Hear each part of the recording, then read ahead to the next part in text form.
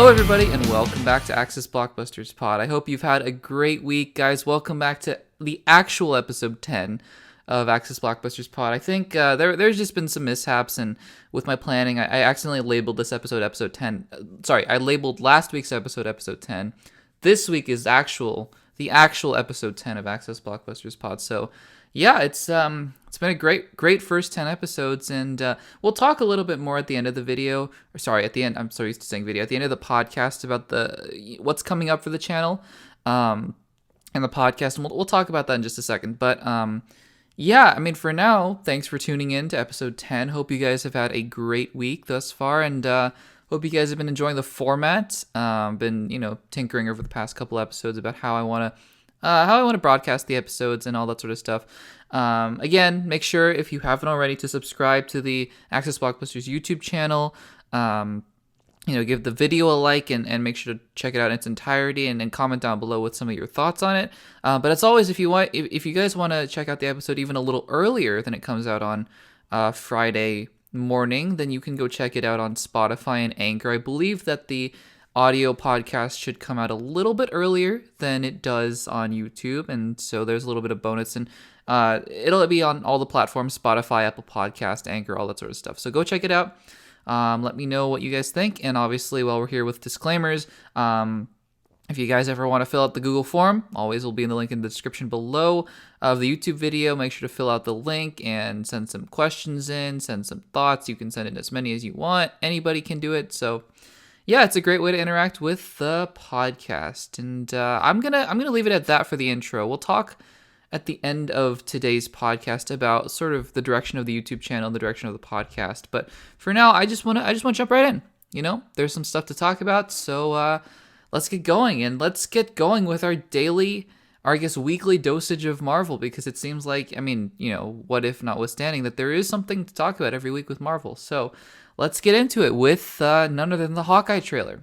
The Hawkeye trailer has dropped, seemingly confirming, this is a little bit tangential, but seemingly confirming that Ms. Marvel is going to be pushed to 2022, which is not surprising to anybody, by the way. Like, I think just with the delays and everything that was going on, I don't think there was any doubt in anybody's mind that Ms. Marvel was not going to be able to make it in 2021. It was just too much, I think, for Marvel. I think Hawkeye, based on the trailer, without getting too ahead of myself, looks like a perfect end of the year kind of a show, And I really wasn't expecting that, but it looks fantastic. And so we'll talk about the trailer in just a second. But I just wanted to say that I think we've finally rounded out our 2021 MCU schedule. And again, Spider-Man, Eternals, I believe, will still hit its release date. I think that it's too close to kind of begin to move it again. I think the promotional campaign will begin to pick up, and they're just going to have to release it on November 11th. I believe, or November 3rd. I forget what the exact date was. But yeah, and I think that, Shang-Chi was encouraging for Marvel. I think that, it was able to do really well. And I think that the quality of the film really lended to its word of mouth. And I think that the Eternals is going to do the same. Like I've been saying time and time again, the Eternals looks like, to me, it could be an easy top 5 MCU movie. It looks different. It just looks like it's going to be a home run for Marvel. So I think that we got the Eternals coming up. Obviously, What If's going to finish out, and then we got Hawkeye, and then Spider-Man No Way Home, and that's going to be 2021, guys. Anyways, all of that aside, let's talk about the actual trailer. So, we had heard rumors that it was going to take place around Christmas time, which you can get into the whole debate about what makes a Christmas movie and all that sort of stuff. I won't get into it really here, but anyways, Iron Man 3 was basically the only other MC movie that really took place at Christmas time, and that really didn't reference Christmas at all. So it came to me as a pleasant surprise that actually this entire trailer was Christmas oriented. And I think that's perfect, honestly. What Marvel hasn't done and hasn't been able to do is really just give, a Christmas story into the MCU. And I love that. I think that'll give Hawkeye actually immense rewatchability value. Like, you can come back every Christmas and be like, oh yeah, it's Hawkeye. That's the Christmas story. But for me, this is just me personally. I'm one of those maniacs who, puts on Christmas music way too early, like in November, and I love the Christmas season. It just brings me so much happiness. So, I mean, you had me there already, right, with the Hawkeye trailer. I love it's the most wonderful time of the year. That was just such a fun vibe to the trailer. Now not a lot of people, a couple people that I've seen online have been saying that this trailer kind of looks dumb and it looks bad. And it looks kind of like knockoff Marvel, knockoff MCU, kind of like boring, cliche, all that sort of stuff. And to that I say, I mean, it doesn't look the most inventive. It doesn't look like WandaVision or Loki per se in the trailers. It doesn't look like Shang-Chi with the action. It looks like what a lot of people have been saying is like Die Hard with the MCU. And honestly, I mean, I understand if people don't find the trailer that appealing in that regard, but I, for one, thought it was charming. I thought it was great. I thought it was lovely. And so we'll kind of talk about it. We'll go through it and kind of talk about the important parts of what the trailer had to offer. But overall, I just thought the trailer was lovely. That's one of the words I'm going to use to describe it. It's just heartwarming in a different kind of a sense. Like just, buddy cop. Looks like it's going to have some like Christmas feels, Christmas vibes, and that's really a different angle from the MCU. It's like Die Hard, basically. And that's awesome. So, obviously the trailer is opening with Clint Barton and his family, and a lot of people have been mentioning the absence of his wife. I think it's just she's not there for whatever reason in the shots they pick for the trailer. I'm sure Linda Cardellini will at least pop up for a cameo. I don't have any doubt for that. She showed up for Endgame for like 3 scenes, so she's gonna show up for Hawkeye, I'm pretty sure. And then what's interesting is that Kate Bishop is now marauding as Ronin in the Ronin costume, which is interesting because I don't know why anybody would want to take up that persona per se. I'm sure, obviously that's gonna get explained in the show. But I mean, Ronin did some terrible things in the interim in the 5-year period. So whatever reason she has for masquerading around as Ronin is going to be an interesting plot point for sure. Also, I forgot to mention, obviously, Rogers the Musical, fantastic. I don't think I need to say anything else about that. It looks fantastic. But anyways, and then we meet. We obviously get the meeting of Kate Bishop and Clint Barton, and like, say what you will about the MCU, because they are blatantly passing the torch on to different characters. Like, they're not even trying at this point. With Yelena Belova and Natasha Romanoff, with Clint Barton, Kate Bishop, I think with Jennifer Walters and Bruce Banner, like Thor and the Mighty Thor and Cap and Falcon, like, they're blatantly passing on the mantles to different characters. But say what you will, they get good actors to fill in the roles for them. I thought Yelena was probably one of the best parts of Black Widow. I think Kate Bishop looks great in the role, and obviously I think Young Avengers is probably in the works. It seems clear you have Yelena, you have Kate, probably Wiccan and Speed. I don't think young Loki's there. I don't know how you get the young Loki to be in the Avengers. You have Stature. It's all coming together. Obviously America Chavez as well. So yeah, but I just think that the chemistry between Barton and Bishop and Reiner and Haley Steinfeld, who looks great in the trailer, if not a little bit too quippy comedic maybe, but that's probably because of the trailer, because I know that she has a pretty dark backstory in the comic books, if not mistaken. I'm not exactly sure what it is, but she's not exactly I think we'll get a lot more backstory from Kate Bishop as we go along in the show. So I'm not terribly worried about her being too overbearing as a side character and then a lead character. We move on in the trailer. Hawkeye staying in New York City. It looks wonderful. It looks Christmassy. We have these gang members coming after them. Excuse me. We see shots of Vera Farmiga as well. We see, I think, one shot. We see a shot of Rogers the Musical, Lucky the Pizza Dog, and then just some hijinks, And yeah, I think I love everything about this trailer, to be honest, except for just one thing. And that would be the last shot of the main trailer. Like, there's one quick shot where Hawkeye goes, this is some Christmas, and then he turns away. I think that's cute. I like that. But the one thing I don't like about this trailer, honestly, is that last shot before the title card. For whatever reason, that slow motion just doesn't do it for me. I guess another little minor thing is Kate Bishop's line of like, you have more dangerous arrows than that. Like, it came out a little bit too. It reminded me a little bit too much of Joss Whedon's quips in Avengers films, and maybe not in a good way. Um, and the last shot, for whatever reason, that slow motion, it just doesn't feel. It just didn't look that well done. It, for whatever reason, it came off as very uh, cartoony and cheesy. So I don't know if anybody else thought about that as well. If anyone else thought that, but other than that, like, the trailer looks fantastic. I think that, for what it's worth, the MCU shows need to be different from each other because, I mean, I'm not going to really cover it this morning because we've talked about this over and over and over with other directors. But Denis Villeneuve just came out and said MC movies are the same. I mean, I get. Again, I'm not going to go into this because we've seen this from Scorsese and we've seen this from all these other directors. So, but I mean, you can see at least where that sentiment would come from. But if you really look at shows like WandaVision, shows like Falcon and the Winter Soldier, shows like Loki, shows like What If, and shows now like Hawkeye, you have to make them different. And I think Miss Marvel is going to be a different show. It's going to be like a teen coming of age, sort of, maybe even a sitcom. And I think She-Hulk is going to be a literal sitcom.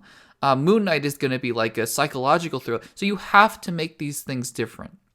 And I think Hawkeye being a Christmas diehard buddy cop show, it's going to be great. I think it's going to be fantastic. Those people who say it looks really cheesy and looks dull and looks unoriginal, I think that you just got to give it a chance, But again, if you think that way, that's totally fair. That's totally fair. I was just one of those people who happened to really love the trailer for Hawkeye, and I can't wait. We didn't get to see any Yelena, but we're going to get to see some Yelena in the show, and that's it's always exciting. So those are my quick thoughts on the Hawkeye trailer. The other piece of Marvel Entertainment, obviously, to cover is the new episode of What If.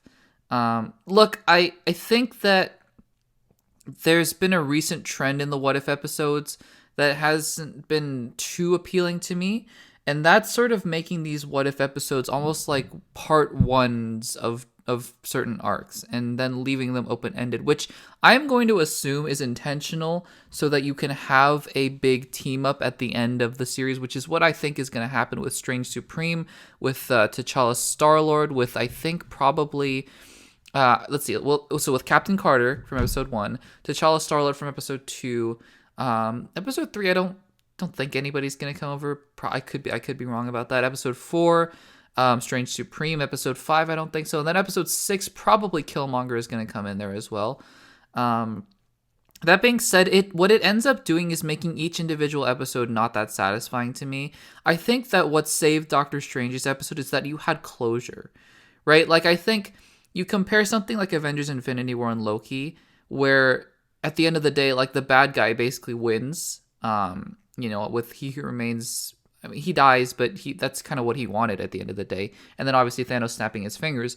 But what you have different there, in my opinion, is that in Avengers Infinity War, it had a sense of closure. It had a sense of Thanos' plan coming to fruition. What I think Loki failed to do is realize, like, yeah, I mean, Kang's plan came to fruition, but this wasn't a Kang story. It was a Loki story. And Infinity War was really a Thanos story. If it was a Tony story, you had to kind of make Tony's arc come to fruition, but it was a Thanos story.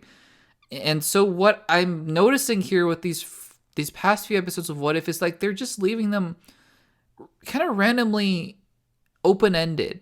And it's fine if you do that to a certain point, but at least you sort of have to begin teasing a crossover to get people invested. And at this point, all you're doing is just giving them like 75% of an actual full anthology episode.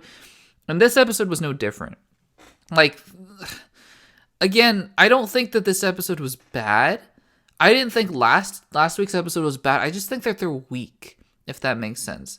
I think that Michael B. Jordan, as always, does a great job with the role of Eric Killmonger.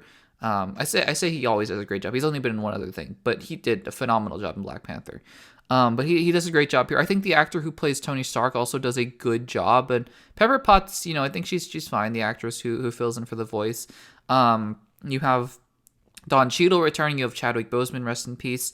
coming back for this episode. I'm sure he's going to come back for 1 or 2 more episodes as well. Who else was there? You have most of the Wakandans coming back. Denai Guerrera, I think John Canny is the one who plays T'Chaka. Yeah, I think that like the voice casting in general is very solid, and I'm not disappointed by that at all. What I'm most not disappointed about, just what doesn't really grab my interest is like yes, you're having a natural progression in the what if kind of a scenario of like, oh yeah, what if this were to happen? And it's fun to see that natural progression of like, okay, so, Killmonger saves Tony. He was in Afghanistan at the time. And then he saves Tony. He befriends Tony. He kind of works his way up the ranks, and then he starts fighting for his own cause. Like, that stuff is interesting to me intrinsically, because I love going down the rabbit hole of canon and like what would have happened if this happened. Like, I made a couple videos about what ifs already. I love going down the rabbit hole. It's such a fun process. But I think in terms of actual storytelling, what differentiates, their episodes and my YouTube videos and other people's YouTube videos about what if is that I'm not here trying to make a satisfying narrative per se. When I construct my what if the other half of the MCU does it instead, I'm just trying to like logically follow that pattern into fruition. Which is not, I don't think, a winning formula for actual storytelling. Because you actually have to tell a story. You have to kind of, get an arc and make it satisfying and compelling enough. And what I feel like these past couple episodes of What If is that, yes, logically Thanos would be a zombie, and you missed out on the last 20% of that episode, which is annoying. And yes, Killmonger would probably be in charge of Wakanda, but like, what's the point? I feel like I'm missing the point of it almost. It was cool to see. It actually, the ending of this episode almost reminded me of Thor, the first Thor movie, where Loki is conniving and scheming and basically just to say, hey, look, Odin, Dad, I saved your life. It's been tried and true. They did it with The Incredibles. They did it with Spider-Man Far From Home. It's a tried and true superhero action fantasy trope. But it wasn't that inspired here. Like, I could see that coming from a mile away. Like, Killmonger being like, yep, I am the hero of Wakanda, and I'm going to save you all. I don't know. I didn't see anything compelling from this episode, to be honest. Like, other than him killing literally everybody that we care and love about in the MCU, which has been a trend in the past few episodes. I don't know if they're just doing that for fun. Like, starting in episode 3, they've just been killing, like, everybody in the MCU, which... okay, take that for what you will, I suppose. But yeah, look, I don't know. I think that What If is a show that has promise. The visual style, I think, is starting to grow on me a little bit more. I kind of wish they went 3D animated a little bit, although I don't know how that would look, how good that would look. Maybe it would look terrible for the MCU. It looks great for Star Wars, I'll tell you that, but maybe it will look just terrible for the MCU. But anyways, I wish that this show had more of a point than it does. And I'm sure by the time episodes 9 and 10 are going to come around, it's going to be like, we do have a point. Look, we have a point. We have a couple more episodes to go. Like, we have an Ultron episode. We have a Party Thor episode, a Gamora Thanos episode. I'm going to assume that, in some capacity, that's going to be episode 7, 8, and 9. There's going to be a team up at the end of episode 10 or something. I just wish this show had a point. More so than just being like, oh, look, the multiverse, and we're actually canon, but you're kind of not, but you are kind of canon, because in the same way that, like, Venom is probably going to be canon soon, and Spider-Man 1, 2, and 3 is going to be canon soon. In that weird kind of tangential way. Because other than that, I don't really have a reason to care. Like, on Wednesday mornings, if I don't have anything to do, I'll obviously pop in the What If episode and turn it on and watch it, because I'm an MCU fan, and it's 30 minutes long, so it's not like it's 6 hours of, binging or anything. But if it was up to me and it was like 10 hours of binging, I don't know how far I would get into the episode before getting, like, how far I would get into the series before shutting it off, to be honest. Like, you kind of have to think about it like that, about how engaging something is. A show like one of my favorite shows, Stranger Things, they drop an entire season, I'm there for it, I'm like watching, I'm on the edge of my seat watching these kinds of episodes. But a show like What If they were to drop it all at once, I would just be like, yeah, probably not going to watch it towards the end. I know people who I've been encouraging to watch the other shows who have loved the other shows like WandaVision, Falcon, and Loki, who I kind of tried to get them to watch these episodes of What If, and they're not that on board, to be quite honest. They're just like, yeah, maybe, and some of them aren't really watching them. I think that the callbacks are really fun for these episodes. I think going back to see Ulysses Claw again, in the shipyard, and I think going to Wakanda again, sort of playing at the same beats of killing Claw and bringing him to Wakanda. Killing T'Challa, that hurt, for obvious reasons. That was painful to watch. But again, I'm not super on board with What If, is all I'm going to say about that, because I don't understand how this is any more than just filler in between TV series and movies. And if it's just going to be filler, honestly, just drop the whole thing at once, I don't think you need Marvel. You don't need to have content every single week. People are going to watch Eternals whether or not there was a What If episode the week before. So I'm not sure how to feel. Maybe my mind will be completely changed by the time we get to the finale. I doubt it, but we'll see about that. I'll keep an open mind, and I'll keep obviously watching the episodes. I'm excited for the Ultron episode, even though James Spader I don't think is coming back to voice Ultron, but I'm excited for that because I think that has a lot of potential to be really interesting as well. So that's that on What If. Now moving into other non-Marvel related news, and this is interesting. This is going to be the only other big piece of the only other big segment I'm going to have before I answer one question that we have from Superwise. But Christopher Nolan has been an icon in cinema for the past 2 decades. He's been one of the best filmmakers, I think, arguably, in cinema. He's made some awesome films. Obviously, the Dark Knight trilogy, Tenet was great. Dunkirk, Inception was fantastic. Memento, Prestige, all that sort of stuff. But I don't know if this. I don't want to again project anything onto Christopher Nolan as a person. I don't know anything about him or any of these people that I'm going to be talking about. But it seems almost like there's a trend in Hollywood these days where if you're that kind of a director, you kind of feel entitled to. I have to tread lightly here because this is not the point I'm trying to make. I'm not trying to say that Christopher Nolan is an entitled brat and that's why he moved to Universal with his movie. That's not what I'm saying at all. I just want to preface this by saying that it seems almost like at that point you feel entitled to be in control of your own movies rather than, trying to get it picked up by other studios. You see this with James Cameron as well, who's developing 70 billion Avatar sequels. Martin Scorsese as well. I'm not saying this is a good or a bad thing because they've earned it, right? They've earned that respect in Hollywood.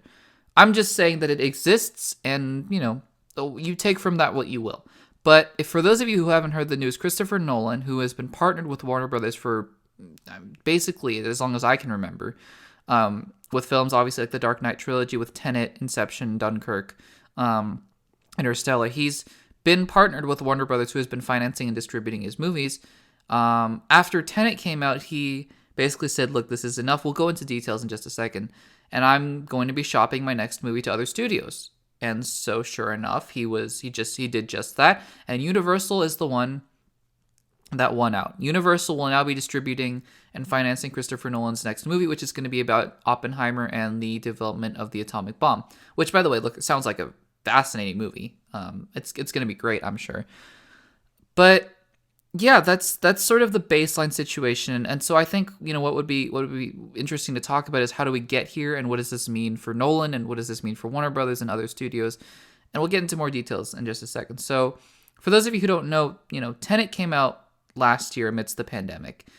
I don't want to get too heavily into anything here, on this show, but just for the sake of talking about how it's relevant for the movies, at that time the vaccines were not available, and so just people, I think in general, were not more willing to go to the theaters than they would be now for a movie like Shang-Chi, and so but Christopher Nolan had seen his film Tenet delayed over and over and over again. And finally, Warner Brothers was like, okay, look, we got to put it on HBO Max. Like, we're gonna do that with a lot of our other films. What do you want to do here? And this is paraphrasing, and this isn't even like word for word. I'm just sort of, recounting what I remember about the whole scenario. And he was like, begrudgingly agreed to put it, like he basically forced their hand to putting it into theaters at that point in time. I believe it was October, maybe it was August or September. of last year. But anyways, so Tenet comes out in theaters, and it doesn't do well. That's like the biggest no-da, I think, in the history of anything. Like, it doesn't do well. Because obviously nobody really wants to go to the movie theaters. I think if you put anything short of Avengers Endgame out in theaters, like, people at that point would not really have wanted to go as much as they would now. Like, I think a movie like Shang-Chi proves that now there's a little bit more. Like, if Tenet came out now, I think it would have done very fine. I think very well, given the circumstances of the pandemic. But Nolan obviously wasn't happy, and he wasn't happy with the fact that it also just went to HBO Max pretty shortly after, I think. And so he was unhappy. And so he decides, look, with the whole thing, and then the whole thing with Dune coming out on HBO Max and the Suicide Squad coming out on HBO Max on the same day sort of started to circulate, and then and people were upset, right? People were upset with Warner Brothers and HBO Max, so like not telling them that their films were coming out on HBO Max as well. And so I think Nolan just said, look, enough's enough. Like, I want a theatrical release for my movie. And I saw Tenet but I saw it on an iPad screen. And yeah, I mean, it wasn't the same. It was a good movie, but it wasn't, it wasn't the same. And so, like, I mean, if you see it on a laptop screen or an iPad screen, I believe I saw it on a laptop actually, but it's not the same as in the theaters, obviously. And so look, like, here's the thing. On the one hand, you understand why Christopher Nolan is really upset with Warner Brothers, because I think at this point he's done so much good for Warner Brothers that it's impossible to ignore the fact that he does deserve that recognition and respect. On the other hand, people can also view this as a sort of like a dispute between him, like him just being one of those directors who is like, yeah, like, I feel entitled to do whatever I want because I'm Christopher Nolan. I'm not here to defend either one of them. Either Warner Brothers for letting him walk and not probably offering him what he wanted, or I'm not blaming Christopher Nolan. He wanted something that Warner Brothers probably didn't. And at the end of the day, that's what it is. You can make your own opinions and own judgments on that statement. I'm just here to talk about what happened and why it happened. And so what happened is that Christopher Nolan wanted his film to be in theaters. And Universal offered him that. They said, look, we're going to give you a 90 to 120 day theatrical release window. And that's what Christopher Nolan wanted. And clearly that's not what Warner Brothers wanted. And that's what's going to happen. So I think more so than the dispute itself, there are some implications here for the future of moviegoing, because I think Disney is confirming that there are going to be 45-day windows for films like Eternals, at least for now, as we're still in the midst of the pandemic. I think that filmmakers want to return to the traditional 90 to 120 days release window. I also think that, look, it may never come back to a full sense of normalcy, but I think that it's good to at least know that you want that, because I think that is the way that movies are meant to be seen and should be seen, like, in the theaters for as long as possible. That being said, with what's happened over the past 2 years, I think that the theater industry has changed forever. I sincerely think that the 90-day theatrical window is no longer going to be a viability for a long time. And so I think it's good for Nolan that he wants to try for it, and I think it's interesting that Universal is the one who is willing to give it to him, just to have his movie be with them. Because, again, that's the kind of prestige that Christopher Nolan has. At the same time, I just don't know under what circumstances Nolan is going to be releasing his movie. And honestly, if you wanted to hear my honest thoughts, I just don't think that it's going to be that viable. Like, I think that by the time it comes out, I just think that the 90-day theatrical window is going to be dead. I think that it's not going to happen. But at the end of the day, Christopher Nolan, he gave what he wanted. Sorry, he asked for what he wanted from Warner Brothers, I'm going to presume. They said no. I'm going to assume, or they didn't offer him enough. Nolan walked, and he went to a studio that wanted to give it to him. That's all it is, really. Like, and again, I'm not a professional business marketing analyst or anything like that, financial analyst, but I think it just comes down to people wanting different things and moving on. So I think for now, just good for Christopher Nolan. Warner Brothers probably lost out on their biggest talent, but they have a different plan in mind, and we'll see where that goes.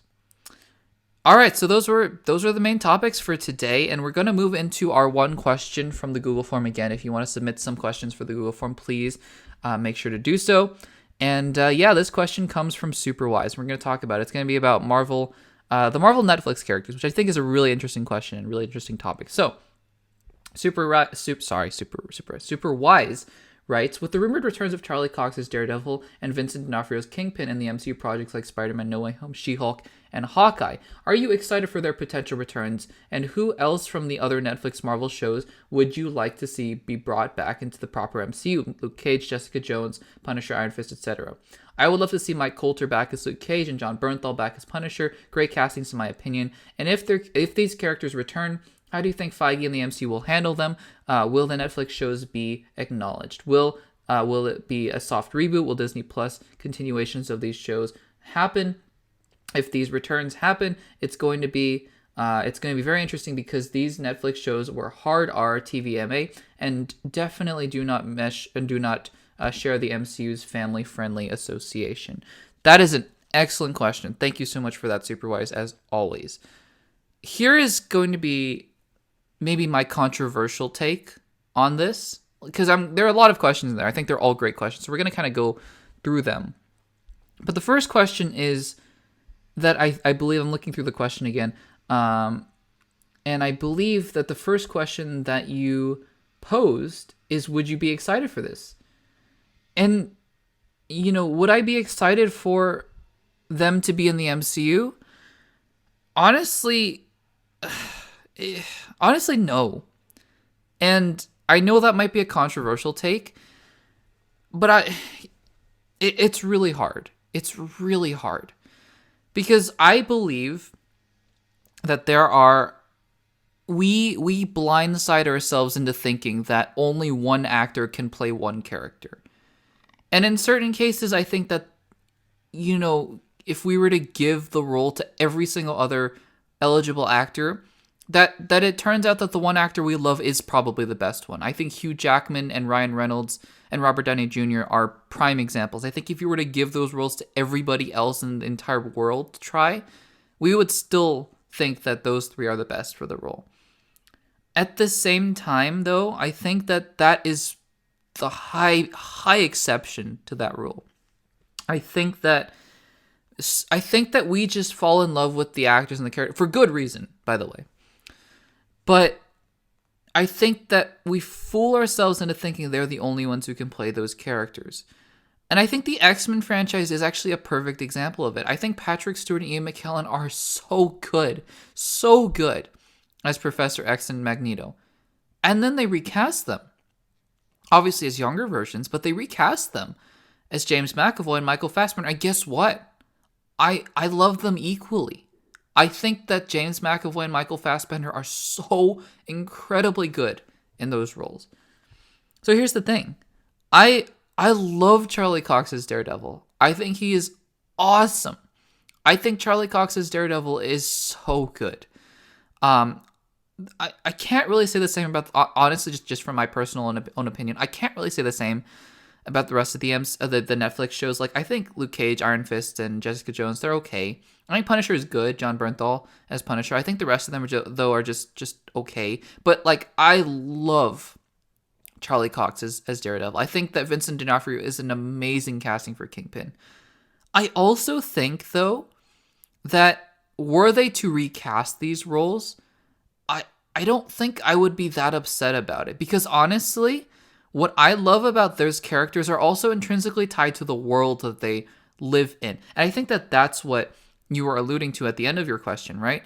Is because I love the Daredevil series. Like, I don't just love, Hugh Jackman and X-Men Origins Wolverine, and that's the only thing I really like in that film. I don't just love Robert Downey Jr. and Iron Man 2. I don't just love Ryan Reynolds and X-Men Origins. Like, it's not that situation. It's that I love Charlie Cox, but I also love Foggy Nelson. I love Karen Page. I love, Bullseye and Rosario Dawson's character, who's alluding, Claire Temple, I believe. Yeah, And Elektra, I love the character of Elektra and all that sort of stuff.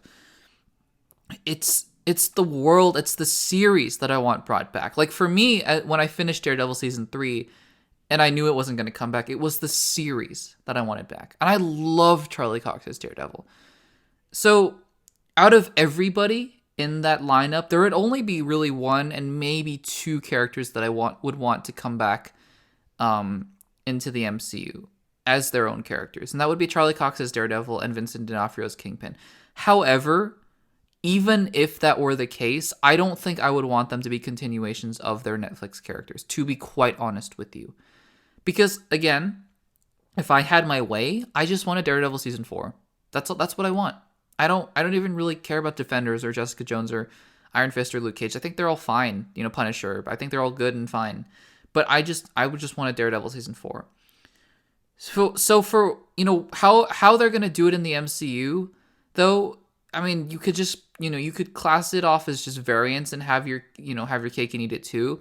And just say like, oh, Charlie Cox is popping up here. He's just a variant of the actual Daredevil Charlie Cox on the Netflix series. And we're going to continue the Netflix series into season 4. Like, that would be interesting.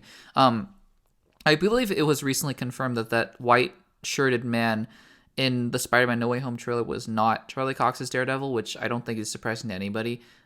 They would not put that in the trailer, by the way. People have been reporting that Charlie Cox will be returning to the MCU. I think that's all but been confirmed to happen. Like, this is basically the same thing that happened with J. Jonah Jameson before Spider-Man Far From Home, and it did end up happening. So I think that this will end up happening, that Charlie Cox will be coming back as Daredevil in some capacity. But honestly, if I were to have my way, I would just want him to play a different version of the character. Like, have it be J. Jonah Jameson. Let's just ignore... Like, what gets messy with J. Jonah Jameson is that you are actually bringing in the other Raimi universe. If you were just to ignore that universe, just have him play a different version of the character, and because he's so good at it. Have Charlie Cox play a different version of the character because he's just so good at it, right? But honestly, I wouldn't be that opposed to a recast. Like, in terms of you're asking the other characters, I don't think I would really care to see any of the other ones, because I think that other actors deserve a chance at these roles as well. And I say the same thing about the X-Men characters, too. I love James McAvoy. I think Nicholas Hoult is great. I think Evan Peters obviously was great. He came back in a very strange way. Michael Fassbender, obviously. I don't want them back in the MCU other than for maybe just a quick cameo in Multiverse of Madness. I don't want them back because other actors deserve a chance to bring their own unique takes on these characters. So I don't think they should come back. They probably will in some capacity with the multiverse, but I don't think they really should. I think that in terms of, you're asking how are they going to mesh? I don't think they're going to play like Charlie Cox is going to play his version of Daredevil. It's a very different universe he's going to be a part of. That's why Marvel, the MCU proper and Marvel Netflix always had a feud going on, is because, like, are we the same universe? Like, what's the difference here? So, look, I would love to see Charlie Cox show up in Spider-Man No Way Home and what's been rumored in She-Hulk. I think that's more likely. And I think Kingpin showing up in Daredevil is great. Honestly, though, I wouldn't be opposed to Kingpin just being recast. I don't think that that's such a big deal. Like, people loved Tobey Maguire. They recast him. People loved Andrew Garfield. People recast him.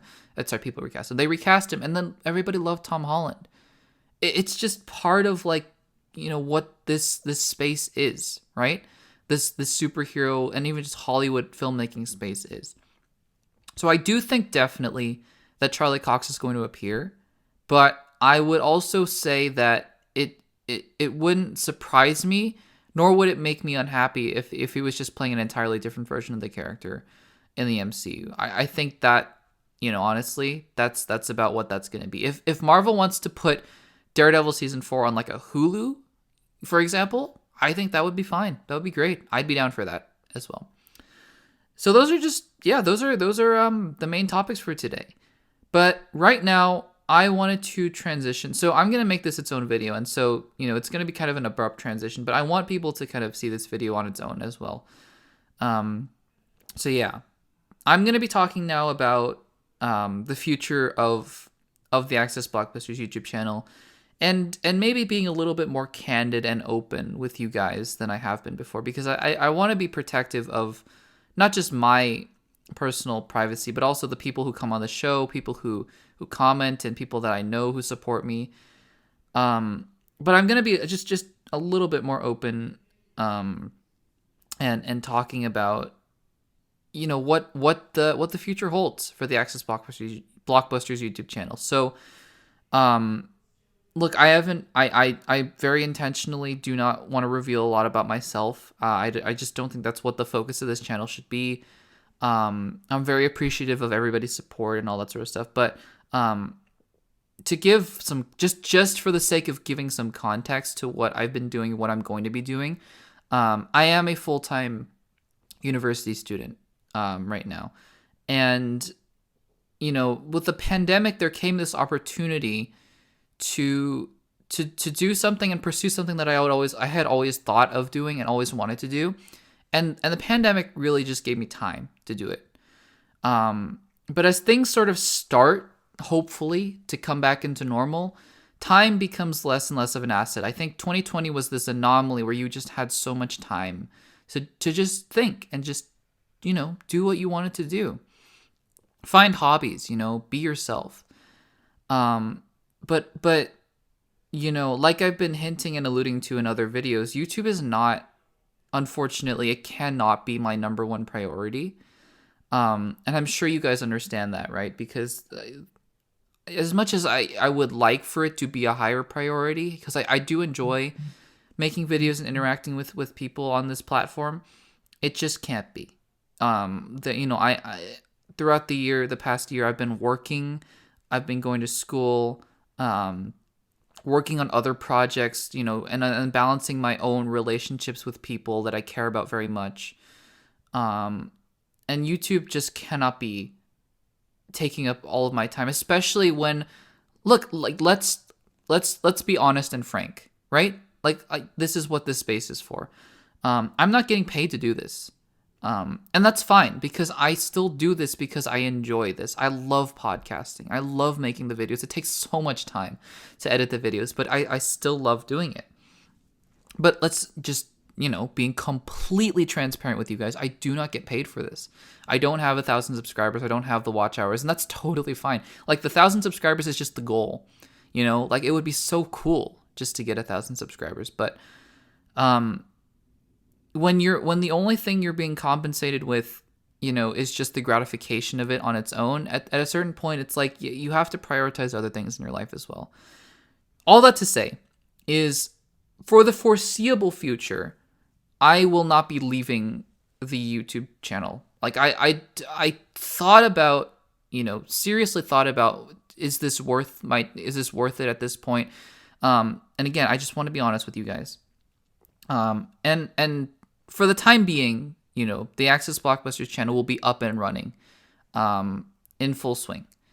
That being said, to give you guys a little bit of an insight into how I make these videos and how this functions, this is going to be the last podcast in quite a while because of the fact that I need to be returning my focus now to school and to other priorities that have been going on. But what I do over this summer, what I did over last summer, and what I did over this summer, is behind the scenes, which is what the podcast really allowed me to do. The podcast doesn't take that long to edit, obviously. It's just audio, and I just put up the Access Blockbusters clips. That really takes the most part, is making the thumbnails and all that sort of stuff. But in the background, what I do is I make other videos. Like, I make tons and tons of videos. I have about 30 other videos ready to go, and plenty more recorded and just need to be edited. So with my model of posting once a week, I have like 25 weeks worth of content ready to go. That's not an issue here. The problem is just like what happens when that runs out, because obviously I don't have as much time anymore. Honestly, I just thinking to myself, we're just going to take it one step at a time. So to assure you guys, the YouTube channel is not going anywhere. After this podcast comes out, I'm going to think about it for a little bit. I might post another update video, just kind of updating you on my thought process, but videos will eventually start to come back out. I am super excited with with the new series that's going to be coming out hopefully this year. We'll talk about that in just a second. I'm going to be announcing this new series. I'm super excited about it. But regardless, videos from even back in like that I made last year in 2020 that just never had a chance to be released because of other videos that got made are still waiting to be released. I have some really awesome, I think interesting video essays that I made, albeit probably not with the same quality, like not editing quality. I think editing, but like I've re-listened to those videos. You're gonna notice right away that I sound like less used to talking in front of a microphone. Anyways, all of that aside, the videos will still keep coming out. They will have been pre-recorded, they will have been pre-edited, so they might not seem as relevant as you would hope. I can't promise that I will be able to do Hawkeye weekly reviews or even do a review of the Eternals when it comes out, but I will always be responding to comments. First and foremost, even if this channel no longer is active, if you comment, I will respond as long as it's appropriate. And we'll see where this goes from here. As hope as soon as the videos, like I'm really close to 600 subscribers as of the recording of this video. This channel is still continuing to grow and expand, and I love that. I just have to be honest with you guys. That's just how it is. That's life. And so I love doing this, and I encourage you guys to just keep doing what you care about, but also to prioritize what's important to you as well. Now, in terms of announcing the new series, because last year's series was obviously rewatching the Infinity Saga, and that was super fun for me. This year's series is what I'm going to be calling the Season of Spider-Man. I have pre-recorded and edited about 8 or 9, even 10 videos just dedicated to Spider-Man in honor of Spider-Man No Way Home. I have rewatched and reviewed all 5 live-action previous Spider-Man films, and if the videos do well, I might release the 6th one and a certain animated one, a review of a certain animated Spider-Man film, along with other things like ranking the films, discussing the merits of the actors and stuff like that, all to lead up to Spider-Man No Way Home. Now, obviously, it puts me in a little bit of an awkward situation because I actually don't know if Spider-Man No Way Home is going to release this year. I don't think any of us do. I think at this point there's a 50-50 chance that it gets pushed to next year, which is a bummer because I'd obviously have to push the entire release calendar to then, all that sort of stuff. So there's a good chance I start to release my Season of Spider-Man videos, and then Spider-Man gets delayed and I have to kind of rethink, like, do I want to release the rest of them? It's all going to be very fluid, but I wanted to announce it today because I think that it's going to be super exciting. I'm really excited for you guys to see it and hear my thoughts. I have some hot takes, I think, on some of the Spider-Man films. I may have enjoyed some more than the others and more than I remember. I may have really not enjoyed some more than I thought I did. But all in anticipation of Spider-Man No Way Home. I'm super excited. And that's that. So let me know in the comments what you guys think. Again, I'm really thankful for you guys' support through all of this. I just, it's just a work-life balance, work-life YouTube balance kind of a thing. And I'm excited to see where this channel goes from here. And that'll do it for the 10th episode and probably the final episode for a while of the Access Blockbusters pod. Thank you guys so much for joining again.